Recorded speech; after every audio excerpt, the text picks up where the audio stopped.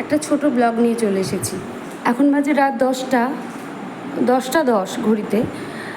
আমার ছেলে মেয়ে এখন ওর কাকাই ফুচকা আনলো, ফুচকাটা খাচ্ছে। তো ওদের ভাত নিয়ে এসেছি, টক দইটাও ভাতে ফেলে দিয়েছে, ডিম আলু ভাজা দিয়ে ওরা ডাল সেদ্ধ দিয়ে খাবে, যার জন্য আমার ভিডিওটা করা। আমি রাতে সচরাচর ভাত খাই না, তবে এই যে ভাত যদি খাই, এই যে 1 মুঠ ভাত নিয়েছি, 1 মুঠ ভাত পোর্শন কন্ট্রোল করে খেলে ওয়েটটা বাড়ে না। একটু আলু ভাজা, ভেন্ডির তরকারি, একটু থোড়, একটু ঠাম্মি আম দিল, টক দই, এই এতটা খেলে আশা করি কারোর খিদে পাবে না। ভাতটা একদম পরিমাণ মতন খেলে খিদেটা আসে না। টক দইটা রাতে খাওয়া যায় না, তবে আমার টক দইটা অনেক দিন ধরে রয়েছে, তাই খাচ্ছি। ছেলে মেয়ে দুজনেই ফুচকা খাচ্ছে।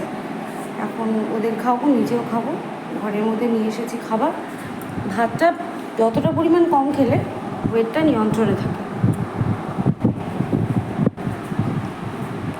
টাটা করো, গুড নাইট বলো, bye bye, good night, tata, by.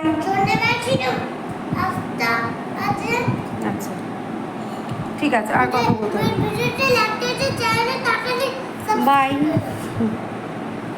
Tata. আস্তে আস্তে ব্লগগুলো আরও বেটার হবে, নতুন তো, যাই হোক, গুড নাইট, বাই।